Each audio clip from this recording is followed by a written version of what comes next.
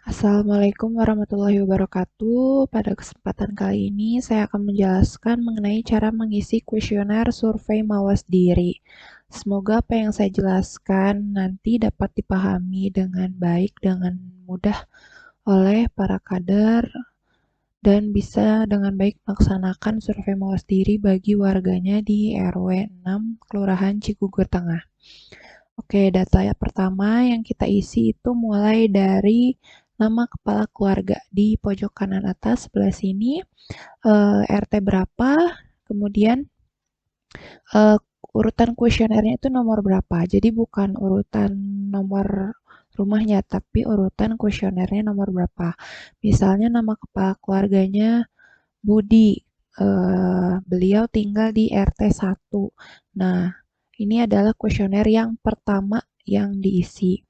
Nah, selain di halaman pertama, di halaman kedua, ketiga, dan seterusnya pun sama. Di pojok kanan atas terdapat poin pertanyaan nama kakak, RT berapa, dan kuesioner keberapa yang telah ibu-ibu isi. Oke, jadi misalkan yang pertamanya memang nomor satu, nomor dua, halaman keduanya juga tetap nomor satu, dan seterusnya. Nah, kita kembali lagi dulu ke atas. Pertama yang dikaji adalah mengenai data keluarga. Mulai dari kepala keluarganya siapa, apakah istrinya masih ada, anaknya, atau mungkin ada mertuanya, atau mungkin ada keponakan atau saudara-saudara lainnya, itu semuanya dicatat bila dalam satu keluarga itu memang tinggal di situ dan tercantum di kartu keluarga si kepala keluarga itu ya. Di sini saya mengisi banyak kolom, barangkali dalam satu tempat tinggal terdapat banyak anggota keluarga. Kemudian jenis kelaminnya diisi ya, laki-laki dan perempuan. Kalau misalkan ada yang waria tetap diisi kodratnya sebagai apa, laki-laki. Kemudian usianya ditulis berapa tahun, jika usianya memang masih baru beberapa bulan, ditulis saja misalkan 1 bulan atau 2 bulan. Kemudian hubungan dalam keluarga, yaitu bisa suami, istri, saudara, orang tua atau mertua, dan lain-lain. Nah, di halaman kedua nanti ada contoh-contoh poin hubungan dalam keluarganya, itu sebagai apa. Kemudian suku. Nah, di sini secara umum saya bikin hanya 2 poin ya, yang ada di halaman 2 itu suku Sunda dan suku Jawa dan lain-lain. Misalkan ada yang suku Batak, itu boleh ditulis saja sukunya sebagai suku Batak. Kemudian agamanya apa, ditulis dari masing-masing anggota keluarga. Itu ada 6 pilihan agama ya untuk ditulis. Kemudian pendidikan terakhir, apakah si anggota keluarga itu belum sekolah, tidak sekolah, tamat SD, atau lulus SD, SMP, SMA, ataupun perguruan tinggi. Nah, untuk kategori belum sekolah itu maksudnya adalah anak usianya itu memang belum usia sekolah, yaitu 0 tahun sampai 6 tahun. Itu kategorinya belum sekolah ya. Atau misalkan ada yang masih TK itu tidak perlu diisi ya, jadi kategorinya masih belum sekolah. Nah, tapi kalau usia anak tersebut atau orang tersebut sudah dewasa, misalnya sudah 45 tahun dan dia sama sekali tidak eh, menginjak bangku sekolah, menduduki bangku sekolah, itu ditulisnya tidak sekolah. Oke, saya ulangi. Jadi kalau anak di bawah 6 tahun itu kategorinya mungkin masuknya ke belum sekolah, tapi misalkan anaknya itu sudah lebih dari 6 tahun, memang tidak mampu untuk sekolah, itu diisinya tidak sekolah. Nah, tapi kalau misalkan sempat sekolah nih orang tersebut, misalkan udah 30 tahun, dulu sempat ikut sekolah dasar tapi tidak tamat, dipilihnya itu yang tidak tamat SD. Dan seterusnya itu bagi yang sudah lulus SD, SMP, SMA, ataupun perguruan tinggi. Kemudian di poin pekerjaan, di sini pekerjaannya Jika sudah bekerja, tulis saja pekerjaannya apa, mungkin buruh, karyawan swasta, atau wirausaha, TNI, Polri, PNS, dan lain-lain. Jadi masing-masing anggota keluarga ditulis saja pekerjaannya apa. Bagi yang masih sekolah, mungkin ditulis saja pelajar, atau mungkin yang masih anak-anak bisa ditulis tidak bekerja. Kemudian golongan darah bisa diisi dengan simbol A, B, atau AB, atau O, atau bagi yang belum mengetahuinya bisa ditulis strip aja atau tidak tahu.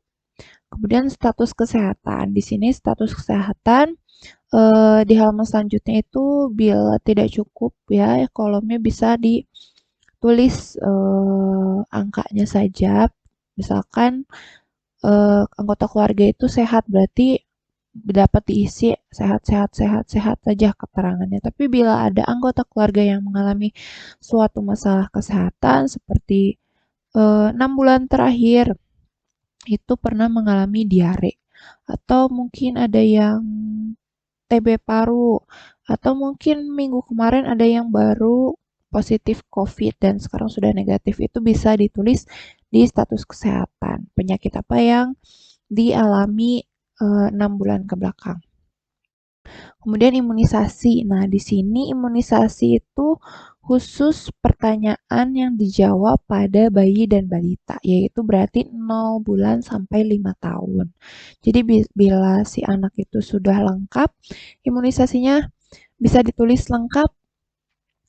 Kalau misalkan tidak lengkap, mungkin bisa dicatat di sebelahnya ini jenis imunisasi apa saja yang sudah diberikan kepada bayi dan balita, atau bahkan si bayi dan balitanya itu belum melakukan imunisasi sama sekali. Itu bisa ditulis belum imunisasi, gitu ya. Atau mungkin keluarganya itu nggak tahu harusnya ada program imunisasi untuk bayi dan balita. Mungkin pengetahuannya kurang juga bisa dicatat bahwa keluarga tidak mengetahui bahwa bayi dan balita itu harus imunisasi. Dan yang terakhir itu mengenai vaksinasi COVID.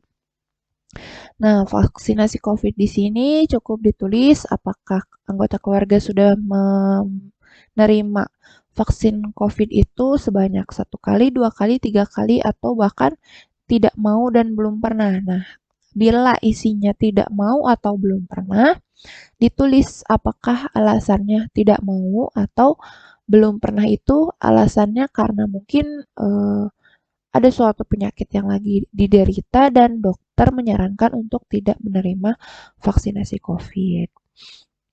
Oke, di sini kita lanjut ke halaman kedua ya. Di sini bisa ada contoh-contoh data pengisian untuk tabel yang pertama. Kita lanjut ke data selanjutnya itu tentang data sosial ekonomi.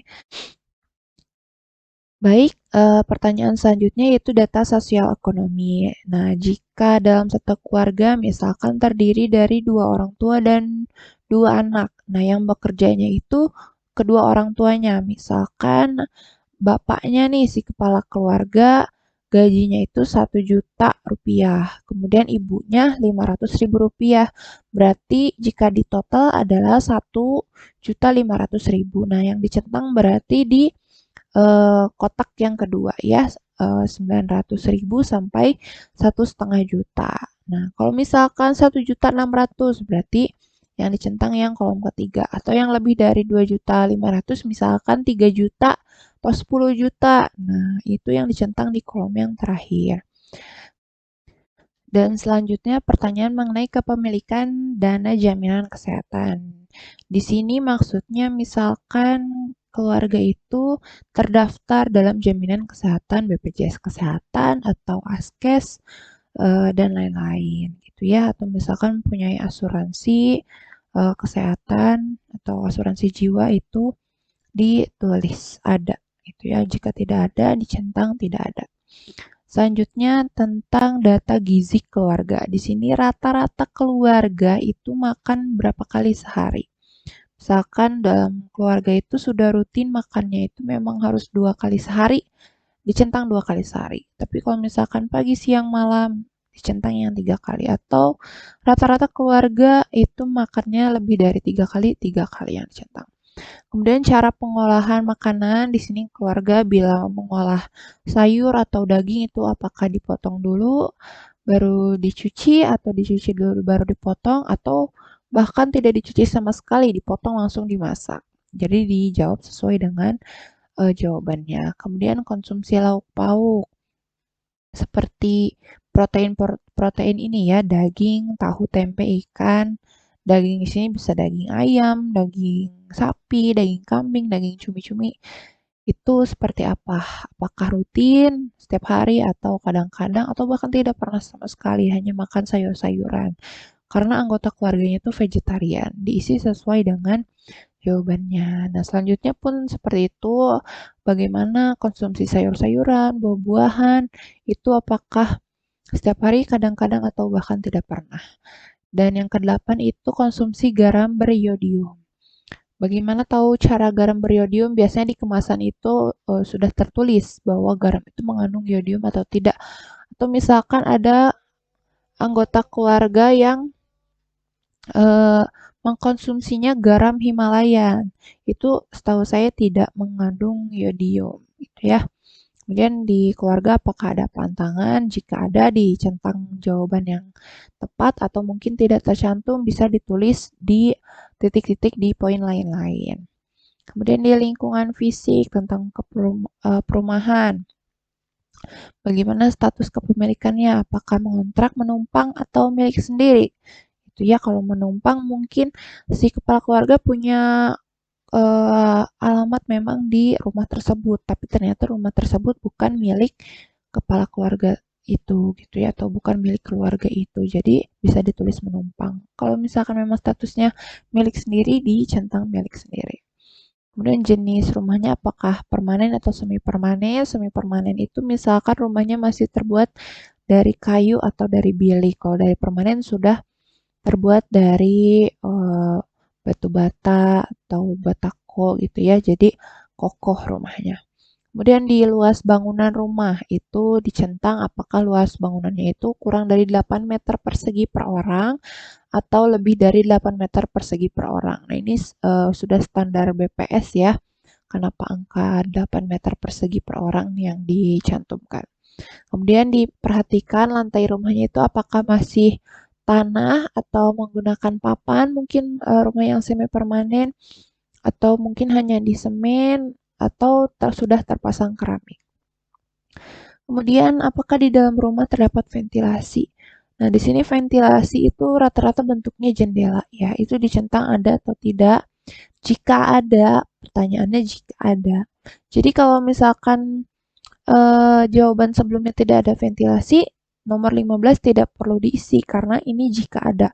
Kalau nomor 14 ada, jawabannya nomor 15 wajib diisi. Jika nomor 14 jawabannya tidak ada, nomor 15 tidak perlu diisi. Nah, kalau misalkan di rumahnya ada jendela, dibuka setiap hari atau tidak. Nah, saat dibuka, nih lihat pencahayaannya masuk ke dalam rumah atau tidak. Karena ada suatu bangunan yang mungkin jendelanya itu terhalang oleh bangunan tempat tinggal tetangganya. Jadi walaupun jendelanya sudah dibuka tapi terhalang dengan bangunan tetangganya itu cahaya matahari tidak masuk ke dalam rumah. Itu juga perlu dikaji. Kemudian pemanfaatan pekarangan jika di rumahnya itu memang ada halaman, apakah ditanami buah-buahan, sayur-sayuran, atau mungkin tanaman obat, dan lain-lain. Atau mungkin tidak dimanfaatkan, atau bahkan ternyata tidak punya pekarangan, atau tidak ada halaman, gitu ya.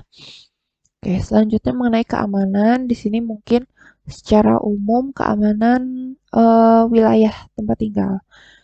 Tapi untuk pertanyaannya tetap berkaitan dengan keluarga, apakah keluarga ada yang mengikuti kegiatan ronda? Jika tidak ada, nah ini jika jawabannya tidak, baru nomor 19 diisi. Jika tidak mengikuti itu kenapa alasannya. Kemudian yang selanjutnya berapa kali dalam seminggu mengikuti kegiatan ronda? Terus apakah yang terjadi jika ada tindakan? Kemudian apakah ada tindakan kejahatan selama 3 bulan terakhir gitu ya, seperti pencurian, pembunuhan, dan lain-lain, atau bahkan tidak ada, itu ya. Oke, selanjutnya rekreasi. Nah, rekreasi ini tidak harus selalu tentang jalan-jalan ke tempat wisata, tapi menonton TV bersama keluarga, berkebun bersama keluarga, atau hanya istirahat itu sudah termasuk rekreasi bagi keluarga ataupun anggota keluarga itu. Ataupun ada kegiatan lain-lain seperti berolahraga bersama, itu bisa ditulis juga. Kemudian berapa kali keluarga melakukan rekreasi. Misalkan rutin seminggu sekali, itu bisa mungkin masuk ke kategori sering, atau jarang sebulan sekali atau 2 bulan sekali, itu bisa ditulis jarang. Atau bahkan tidak pernah karena nggak ada waktu gitu ya. Itu bisa ditulis tidak pernah. Ya. Kemudian untuk komunikasi dan transportasi itu ditulis dari mana biasanya dapat informasi tentang kesehatan. Misalkan ada info dari TV atau mungkin dari penyuluhan di puskesmas atau lihat dari YouTube, itu bisa masuk ke kategori lain-lain. Kemudian sarana transportasi yang digunakan untuk mencapai pelayanan kesehatan atau puskesmas. Misalkan angkutan umum, naik metro mini, nggak ada metro mini ya di sini. Misalkan naik angkot gitu, atau kendaraan sendiri. Kendaraan sendiri itu berupa mobil kah atau motor gitu ya. Selanjutnya ke pembuangan. Sini pembuangan itu pembuangan limbah air gitu ya. Pertama, di mana keluarga biasa melakukan buang air besar. Kemudian bila di WC ya, jenis jambannya itu jenis jamban septic tank atau WC cemplung langsung ke sungai gitu ya. Kemudian jarak WC dari sumber air atau misalkan dari sumur gitu ya, berapa meter jaraknya, dan kondisi jambannya seperti apa, terawat atau tidak terawat. Selanjutnya mengenai sumber airnya apakah dari PDAM, apakah punya sumur sendiri atau yang lainnya, bisa ditulis. Kemudian penyediaan air minumnya apakah menggunakan air kemasan, galon misalkan, atau air isi ulang. Biasanya air kemasan itu ada galon-galon yang sekarang itu 1 kali pakai gitu ya. Atau mungkin keluarganya itu selalu menggunakan air galonnya isi ulang, itu bisa ditulis di isi ulang. Kemudian pengolahan air minumnya dimasak dulu atau tidak, misalkan menggunakan air mentah, apakah langsung diminum atau mungkin lain-lainnya yang tidak dimasak karena memang sudah air mineral gitu, sudah air kemasan, jadi tidak perlu dimasak lagi. Selanjutnya mengenai penampungan air. Penampungan air jenisnya apakah tampungan airnya itu bentuknya seperti apa, kemudian kondisi penampungannya, pengurasannya berapa kali per minggu gitu. Kemudian bagaimana kondisi air di tempat tinggal keluarga tersebut. Selanjutnya mengenai pembuangan sampah dan limbah. Di sini ditanyakan mengenai pembuangan sampah dan limbah, apakah ada yang di dekat rumah, misalkan ada bak sampah yang besar khusus untuk satu RT, misalkan atau satu blok tempat tinggal. Kemudian jika tidak ada, diisi alasannya mengapa. Kemudian tempat pembuangan sampahnya itu seperti apa? Apakah tempat sampah umum seperti tadi ada bak sampah yang besar? Atau mungkin keluarganya itu biasa buang sampah sembarangan atau langsung buang ke sungai gitu ya. Kemudian tempat sampahnya itu seperti apa? Jika punya bak sampah sendiri, mungkin bisa diisi bak sampahnya yang terbuka atau yang tertutup. Kemudian jika menggunakan plastik, kemudian dibuang ke sungai, itu juga perlu dikaji. Kemudian pembuangan air limbah, itu misalkan air bekas cuci piring atau bekas mandi, itu tersalurnya ke mana? Apakah ke got, sungai, atau sembarangan nih ke tanah, atau lain-lain. Kemudian kondisi saluran limbahnya seperti apa? Apakah terbuka atau tertutup, lancar atau tersumbat, itu juga perlu diperhatikan. Kemudian di sini pola hidup bersih dan sehat. Di sini ada 10 indikator, ditanyakan apakah keluarga melakukan persalinan di fasilitas kesehatan seperti puskesmas atau klinik atau di rumah sakit atau di bidang praktek gitu ya. Kemudian jika punya anak, apakah anak-anaknya diberi ASI eksklusif gitu ya. Kemudian menimbang balita setiap bulan dan lain-lain. Itu perlu dilingkari saja salah satu pertanyaannya iya atau tidak. Nanti kami yang akan menyimpulkan bahwa ini keluarganya termasuk keluarga yang melakukan perilaku hidup bersih dan sehat atau tidak. Kemudian kandang ternak. Nah, di sini pertanyaan pertama itu apakah keluarga memiliki kandang ternak? Jika iya, jawaban selanjutnya itu dijawab. Jika tidak, pertanyaan selanjutnya tidak perlu dijawab. Selanjutnya mengenai status kesehatan. Di sini ditanyakan bagaimana sarana kesehatan di dekat rumah, jaraknya berapa kilometer gitu ya. Mulai dari puskesmas atau mungkin klinik dokter praktek atau rumah sakit. Kemudian sarana kesehatan yang dekat dengan rumah itu yang paling dekat tuh apa sih? Rumah sakit kah, puskesmas, atau dokter praktek dan lain-lain. Kemudian bagaimana pemanfaatan sarana kesehatan? Oh, ternyata keluarga ini ada rumah sakit di dekat rumahnya, tapi tidak melakukan kunjungan ke rumah sakit atau tidak berobat ke rumah sakit, itu diisinya tidak. Jika sakit kemudian datangnya ke rumah sakit, diisinya iya gitu ya. Dan pertanyaan selanjutnya, jika tidak, alasannya kenapa itu perlu diisi juga. Ya, selanjutnya masalah kesakitan. Apakah ada anggota keluarga yang menderita penyakit 3 bulan terakhir? Nah, ini perlu diisi ya. Mungkin berkaitan dengan pertanyaan yang pertama. Kalau misalkan di pertanyaan tabel pertama itu ada yang sakit, bisa diisi ada, kemudian jika ada penyakitnya apa saja, misalkan dalam satu keluarga itu ada yang sakitnya, ada yang TBC, ada yang hipertensi, ada yang kencing manis atau diabetes, itu dicentang sesuai dengan berapa penyakit yang ada di rumah tersebut. Jika jawabannya tidak ada di poin ini, bisa ditulis di penyakit lain-lain. Kemudian sarana pelayanan kesehatan yang digunakan jika anggota keluarga sakit di mana. Nah, selanjutnya mengenai data kematian keluarga, apakah ada anggota keluarga yang meninggal dalam 1 tahun terakhir? Jika ada, jawabannya diisi kenapa. Selanjutnya di pertanyaan kesehatan remaja. Nah, kesehatan remaja ini jika ada anggota keluarga yang usianya 11 sampai 19 tahun, wajib diisi pada poin-poin pertanyaan di kesehatan remaja. Mulai dari apakah ada anak usia remaja, jika ada, diisi pertanyaan selanjutnya, apakah kegiatan di luar sekolah, mungkin ikut ekstrakurikuler, atau mungkin ikut Karang Taruna. Kemudian jika ada waktu luang, digunakan untuk melakukan kegiatan apa, kemudian apakah ada kebiasaan tidak sehat seperti merokok atau minum minuman keras ya. Oke, di sini ditambahkan minum air putih biasa ya, minum minuman keras, atau misalkan menggunakan obat-obat terlarang, atau mungkin lain-lain. Kemudian apakah remaja memiliki penyakit selama 6 bulan terakhir? Jika ada, penyakitnya apa itu ditulis. Nah, selanjutnya kesehatan dewasa. Nah, orang dewasa pasti ada ya 20 sampai 60 tahun. Dalam keluarga itu menderita penyakit apa? Itu dicentang. Salah satu penyakitnya atau mungkin komplikasi, ada beberapa penyakit, dicentang penyakit-penyakit yang ada di keluarga tersebut.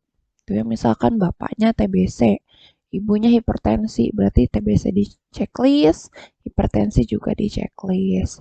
Selanjutnya kesehatan lanjut usia atau lansia, yaitu orang yang usianya sudah lebih dari 60 tahun.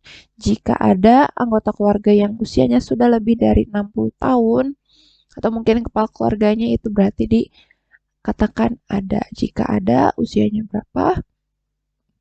Kemudian jika ada itu, apakah punya keluhan penyakit? Jika ada penyakit, penyakitnya apa?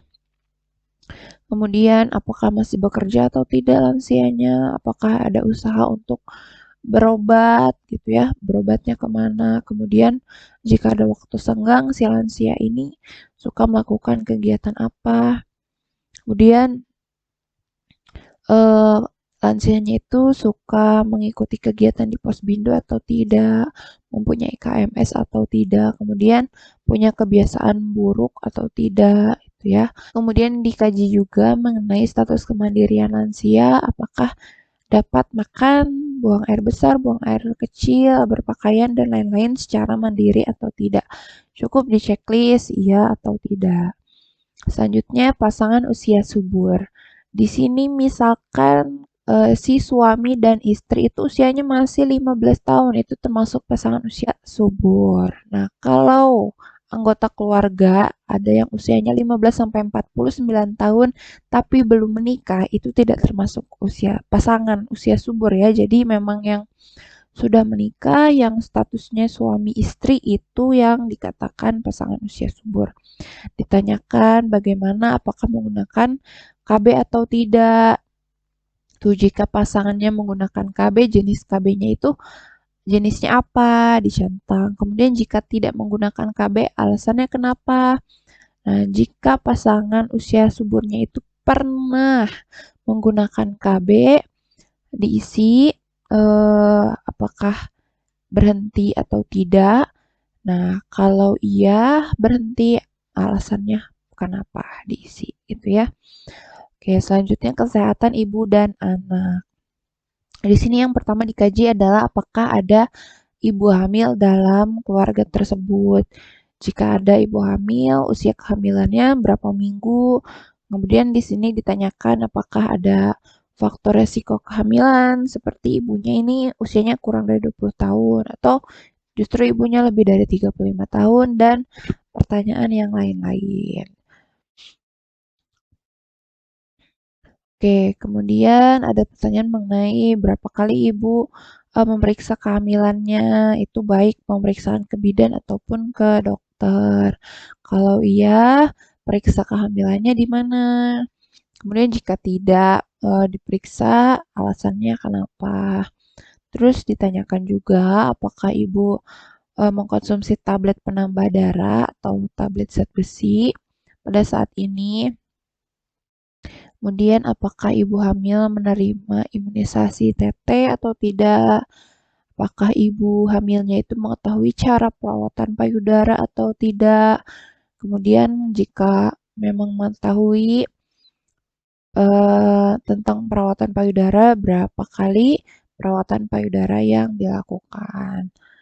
Nah, jika dalam 1 tahun terakhir ada eh, ibu yang baru melahirkan atau baru melakukan persalinan, itu dikaji apakah ada, kemudian penolongnya siapa, jika pilihannya itu ke dukun, alasannya kenapa, kemudian tempat pertolongan persalinannya itu di mana, atau ada tempat lain mungkin bisa ditulis ya di sini.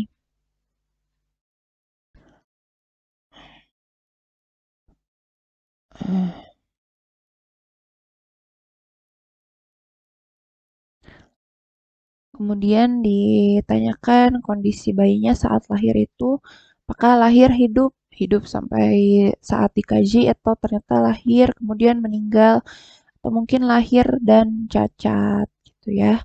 Kemudian ditanyakan apakah bayi yang baru lahir itu ada yang meninggal dalam 1 tahun terakhir gitu ya. Mungkin dalam 1 tahun terakhir ada yang lahir mati, berarti dapat dikatakan bahwa dalam 1 tahun terakhir ada bayi baru lahir yang meninggal. Kemudian jika ada, itu alasannya kenapa. Nah, di sini dikaji juga ibu menyusui, apakah ada ibu yang masih dalam masa menyusui, misalkan si anaknya itu sudah 3 tahun, ya sudah 3 tahun tapi ibunya masih menyusui itu masih di centang bagian iya gitu ya. Kemudian eh, selanjutnya pertanyaan mengenai ibu menyusui. Pertanyaan pertama, apakah ada ibu dalam masa menyusui? Misalkan masa menyusui itu kan yang wajibnya itu 0 bulan sampai 2 tahun. Ya, misalkan usia bayinya itu 1 tahun atau 12 bulan, berarti dapat dikatakan iya di checklist, ya. Kalau misalnya ibu tersebut memang dalam masa menyusui, apakah ibunya itu menyusui anaknya atau tidak? Misalkan usia bayinya itu 8 bulan, tapi ternyata ibunya tidak menyusui anaknya. Itu dicentang juga, tidak. Nah, kalau iya, ibunya menyusui anaknya, usia anaknya itu berapa bulan gitu ya? Apakah ada yang sampai usianya 3 tahun masih diberi ASI atau tidak? Kemudian bila tidak menyusui anaknya, alasannya kenapa? Itu diisi. Kemudian pertanyaan mengenai balita, yaitu usia anak pada 0 bulan sampai 5 tahun. Ditanyakan apakah balitanya sudah diimunisasi atau belum. Ini berkaitan dengan pertanyaan di tabel pertama. Jika tidak, alasannya itu kenapa? Apakah tidak tahu atau mungkin berpendapat bahwa gak ada manfaatnya? Itu dijawab sesuai dengan poin-poin jawaban. Atau mungkin ada alasan lainnya, itu bisa ditulis.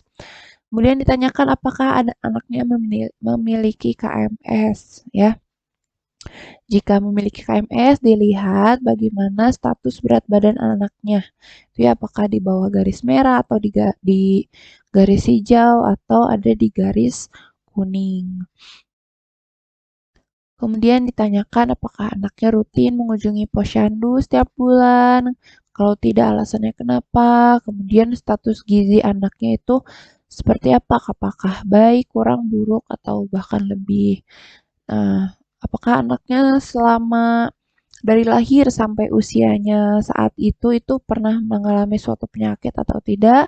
Penyakitnya ditulis. Selanjutnya pertanyaan mengenai apakah anak mendapatkan makanan tambahan, ya.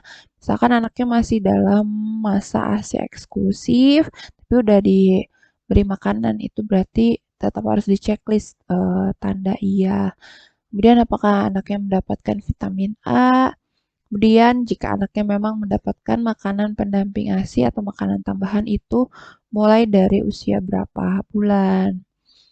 Nah, selanjutnya ditanyakan apakah orang tuanya itu pernah mendapatkan pelatihan untuk membuat makanan pendamping ASI dan makanan untuk tambahan bayi dan balita. Kemudian ditanyakan juga bagaimana apakah orang tua mengetahui cara membuat makanan tambahan atau makanan pendamping ASI yang sesuai dengan kebutuhan anaknya atau tidak. Gimana cara mengetahuinya? Mungkin orang tuanya bisa menjelaskan bagaimana caranya, itu ya.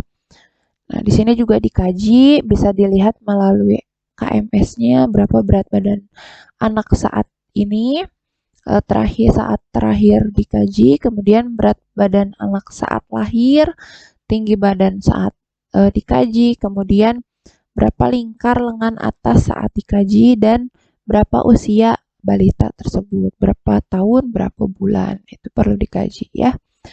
Oke, selanjutnya di halaman terakhir ada pertanyaan khusus untuk kader. Yang bertanya apakah kader? Yang pertama adalah pertanyaan apakah kader pernah mendapatkan pelatihan pengukuran antropometri, dan yang kedua apakah pernah mendapatkan pelatihan membuat makanan pendamping ASI dan makanan tambahan untuk balita. Seperti itu. Dan selesai.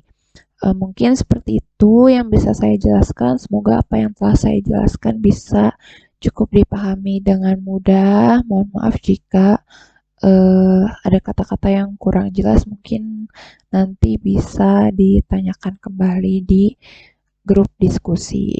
Wassalamualaikum warahmatullahi wabarakatuh.